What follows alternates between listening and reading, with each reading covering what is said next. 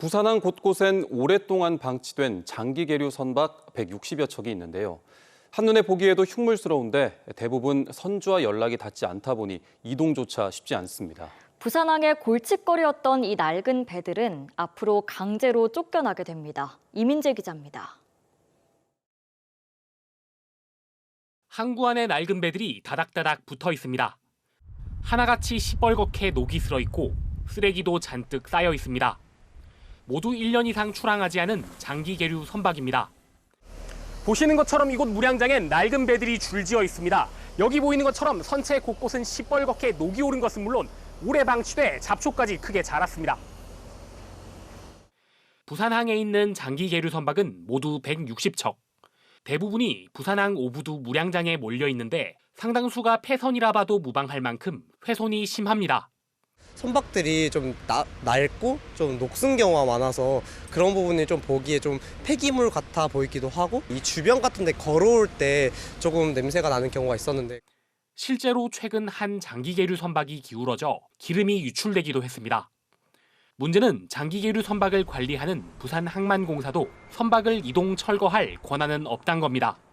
선박에 대한 이동 요청을 할 수 있지만 이동 명령은 국가나 부산지방청이나 이런 데서 가지고 있습니다. 이동하지 않으면 우리가 별다른 제재 수단은 사실 없습니다. 결국 부산해양수산청이 칼을 빼들었습니다. 침몰 우려가 있다거나 해양 오염 우려가 있는 그리고 오랫동안 주인 없이 부두에 붙어 있는 그런 선박들 위주로 이제 저희가 대집행을 하는 걸로 계획하고 있습니다. 선주에게 강제 이동 조치를 하고 이동 비용을 청구하기로 한 건데 실제로는 대부분 선주와 연락이 닿지 않아 결국 공매에 넘겨질 전망입니다. 오랜 세월 부산의 애물단지로 꼽힌 낡은 배들이 전국 최초 행정 대집행을 통해 치워질지 주목됩니다. KNN 이민재입니다. 갈수록 쌀 소비가 줄면서 묵은 쌀 재고가 올해 역대급으로 쌓이고 있습니다. 다음 달 본격적으로 햅쌀 수확이 시작되면 쌀값이 대폭락할 수 있다는 우려가 커지고 있는데요. 경남농협 등 전국에서 대대적인 아침밥 먹기 운동에 나서며 쌀 소비 확대를 위해 안간힘을 쓰고 있습니다. 주우진 기자입니다. 등굣길 학생들이 현관 앞 밥차에서 아침밥을 받아들고 교실로 향합니다. 내일부터 아침밥 꼭 더 있어. 경남농협이 경남에서 수확한 쌀로 만든 주먹밥과 식혜 600인분을 준비했습니다. 밥을 먹고 하는 경우에는 아무래도 좀 배고픔이 충족이 되다 보니까 조금 더 공부를 잘할 수 있지 않을까. 경남농협은 지난 2달 동안 경남 전역에서 학교와 기업 등 112곳과 업무 협약을 맺고 쌀 407톤을 기부했습니다. 경남뿐 아니라 부산 농협 등 전국적으로 아침밥 먹기 운동 확산에 필사적으로 나서고 있습니다. 쌀 소비 부진 등으로 묵은 쌀이 창고에 계속 쌓이고 있기 때문입니다. 1인당 쌀 소비량이 56.4kg입니다. 코로나 이전에 한 60kg까지 소비가 되었는데 지금 한 4kg 정도만 늘린다면 쌀 재고량을 충분히 감축할 수 있다는 데이터와 통계들을 가지고 있습니다. 경남만 해도 지난달 말 기준 쌀 재고가 2만 1,000톤으로 지난해 6,300톤보다 233%나 늘었습니다. 최근 5년을 통틀어 최대 재고량입니다.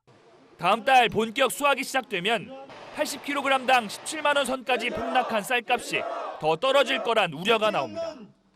정부가 햅쌀 10만 톤을 가축 사료로 처분하는 등의 대책을 내놓은 가운데 경남농협은 쌀 해외 수출을 적극 지원할 계획입니다. KNN 주우진입니다. 내년에 지역의 아파트 입주 물량이 10,000가구 아래로 떨어지면서 공급 부족이 예고된 상황인데요. 거래량이 늘며 지역 부동산 경기가 회복세로 돌아설 거라는 예측이 조심스럽게 나오면서 하반기 분양 시장에 대한 관심이 높아지고 있습니다. 김민욱 기자가 보도합니다. 올해 부산의 입주 물량은 15,000세대입니다. 2022년과 23년에는 입주 물량이 25,000세대가 넘어 공급 과잉인데 내년에는 9,000세대까지 떨어져 공급 부족입니다. 내년 입주 물량 9,000세대는 2009년 8,000세대 이후 16년 만에 최저치입니다. 2026년과 27년도 12,000세대로 적정 공급 물량인 18,000세대에는 못 미칩니다. 공급 부족으로 실수요자들은 올 하반기 분양 시장에 주목하고 있습니다. 문의 전화도 하루에 한 3통 정도는 지금 제가 계속 받고 있고 또 이렇게 찾아오셔가지고 또 문의하시는 분들이 엄청 많으세요. 이달 말 분양을 앞둔 아파트는 역세권, 학교 등 입지 우위로 올 하반기 분양시장 공략에 나섰습니다. 부산에서 최선호 지역인 수영구에 위치해 있고 배우로는 황령산, 전면으로는 광안리 바다를 끼고 있어 상당히 우수한 입지라고 볼 수가 있고요. 거래량도 살아나고 있습니다. 부산의 아파트 매매 거래는 지난 1월 1,900여 건에서 지난 7월엔 3,000건을 넘어섰습니다. 경남도 지난 3월 거래량이 3,000건을 넘는 등 거래가 조금씩 살아나고 있습니다. 4분기 이후부터는 이제 부산의 이제 동부상권을 중심으로 해서 전세 가격이 회복을 하면서 일부 지역에서는 이제 매매 가격도 상승 전환할 것으로 예상이 됩니다. 입주 물량 부족에다 거래량까지 늘면서 부동산 시장이 회복세로 돌아설 것이라는 전망이 나오는 가운데 분양가 상승 국면에서 철저한 자금 계획이 필요하다는 지적입니다. KNN 김유림입니다. 한 곳에 머물면서 스스로를 돌아보는 한 달 여행하기를 떠나시는 분들 요즘 늘어나고 있습니다. 최근 한 달 살기 여행지로 경남의 인기도 높아지고 있는데요. 체류형 관광객들도 계속 늘어나고 있습니다. 박명선 기자가 보도합니다. 경남 거제 한려해상 국립공원에 위치한 바람의 언덕입니다. 전국 각지에서 찾아온 관광객들로 북적입니다. 미국에서 20년이 넘는 이민 생활을 끝낸 이정원 씨는 노후를 보낼 곳을 찾다가 한 달 살기로 경남을 찾았습니다. 수려한 산과 바다를 보며 경남의 다양한 매력을 즐깁니다. 자연이 좋은 데를 찾고 있고 바닷가 근처를 찾고 있어서 이렇게 거제를 선택하게 됐습니다. 대도시의 어떤 화려함이 아니라 한국의 어떤 소박하고 옛 정서가 조금 아직도 남아있고 어렸을 적에 그렇게 살았던 것들도 너무 그립고. 짧은 일정 대신 한 곳에서 천천히 쉬어가는 여행 트렌드가 유행하면서 체류형 장기 여행객들은 계속해서 늘어나고 있습니다. 서울에서 3년 넘게 IT 회사를 다니던 소모라 씨는 한 달 살기를 통해 경남에 정착했습니다. 유동인구가 많은 거제에 가게를 열고 청년 사업가로 제2의 인생을 시작했습니다. 사람들이 굉장히 여유가 많으시고요. 좀 마음이 그래서 더 넓고 이웃 간의 정도 좀 큰 것 같아요. 붐비지 않다 보니까 생활하거나 이제 뭐 바다를 보거나 자연환경을 즐기기에도 너무 좋은 공간이라고 생각합니다. 경남은 한 달 살기 여행의 최적지로 떠오르고 있습니다. 역사적인 장소들과 고즈넉한 자연환경은 국내외 관광객들의 관심을 끌고 있습니다. 산도 좋고 바다도 좋고 해가지고 특히 지금 또 가을 시기에는 하늘빛도 좋고 이래가지고 아름다운 자연경관을 보러 많은 분들이 찾는 것 같습니다.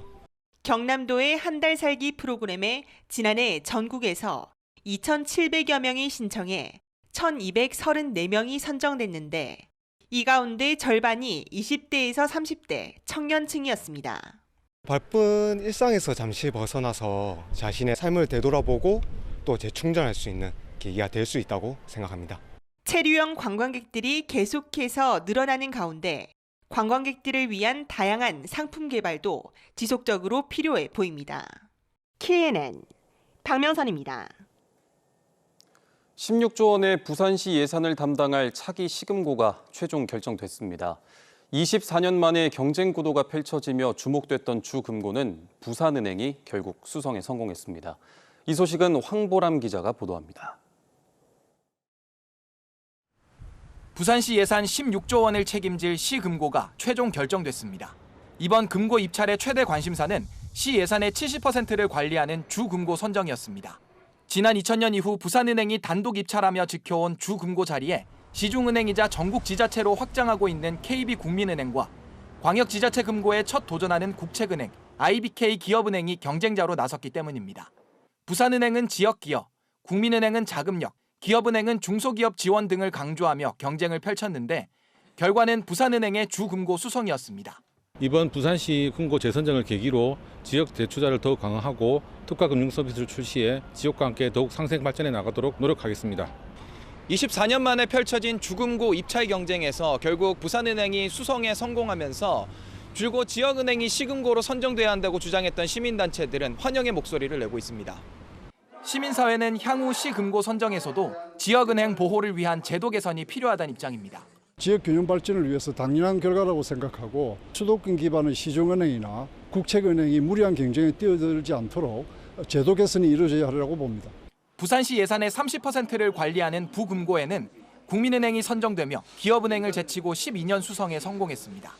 어느 때보다 치열했던 시금고 선정이 두 은행의 수성으로 막을 내린 가운데 선정된 시금고는 내년 1월부터 4년 동안 업무에 들어갑니다.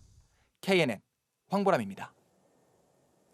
어제 오전 10시 반쯤 경남 함안군 법수면의 한 공장에서 60대 노동자 A씨가 컨베이어에 왼쪽 다리가 끼어 절단되는 사고를 당하고도 병원 이송을 거부당하는 일이 벌어졌습니다. 경남소방본부는 인근 병원 12곳에 문의를 했으나 모두 거부당하다 사고 2시간 만에 대구에 있는 병원으로 이송해 수술을 진행할 수 있었다고 밝혔습니다. 태국에서 한국인 관광객을 살해한 뒤 유기한 파타야 살인 사건의 마지막 용의자가 4개월 만에 붙잡혀 국내로 강제 송환됐습니다. 경남경찰청은 세 번째 용의자인 30대 김모 씨가 지난 12일 베트남에서 검거돼 오늘 새벽 인천국제공항을 통해 송환됐고 경남경찰청으로 데려와 조사를 시작했다고 밝혔습니다. 이로써 사건의 공범 3명이 모두 붙잡힌 가운데 경찰은 사건의 실체를 밝히는 데 주력할 예정입니다. 한국 증시 저평가를 해소하기 위한 한국거래소의 코리아 밸류업 지수에 부산 경남 기업 4곳이 포함됐습니다. 부산에서는 리노공업, 경남에서는 한화 에어로스페이스와 해성 DS, 한국항공우주산업 카이가 각각 밸류업 지수 종목으로 선정됐습니다.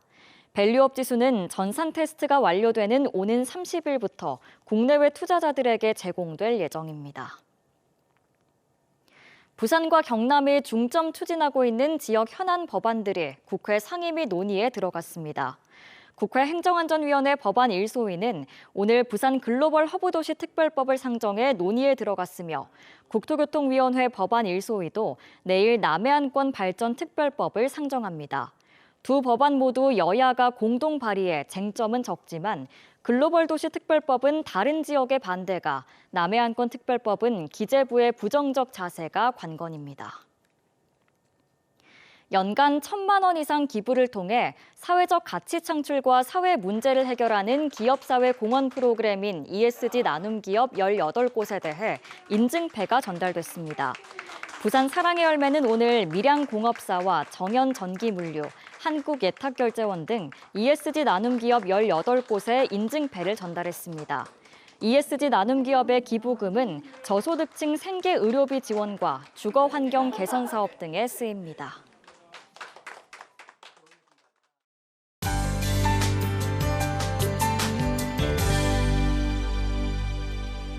오늘 아침 기온이 뚝 떨어지면서 출근길에 쌀쌀하게 느끼신 분들 많을 텐데요. 내일은 오늘만큼은 아니지만 내륙은 아침 기온 대부분 20도 아래로 떨어지겠고요. 낮 기온은 최고 29도까지 오르며 일교차가 크게 벌어지겠습니다. 내일 오후부터 밤 사이에는 부산과 남해안, 경남 동부 내륙을 중심으로 가끔 비가 내리겠는데요. 양은 5에서 20mm가 내리겠고 그 밖의 내륙 지역으로도 0.1mm 미만의 빗방울이 떨어지는 곳도 있겠습니다. 내일은 전국이 흐리거나 구름이 많겠고요. 남해안과 제주도를 중심으로는 가끔 비가 내리겠습니다. 내일 아침 기온 오늘보다 높게 출발하겠고요. 낮 기온은 진주와 합천이 28도로 오늘보다 약간 높겠습니다. 한낮에 창원이 28도, 거제 27도, 밀양과 창녕은 29도 예상됩니다. 부산의 낮 최고 기온은 28도, 김해 29도 보이겠습니다. 물결은 전 해상에서 최고 2m로 약간 높게 일겠고요. 내일 오후까지 해안으로는 강한 너울이 밀려오겠습니다. 당분간 내륙은 일교차가 크게 벌어지겠고요. 9월 말까지는 기온이 올라 평년보다 덥겠습니다. 날씨였습니다.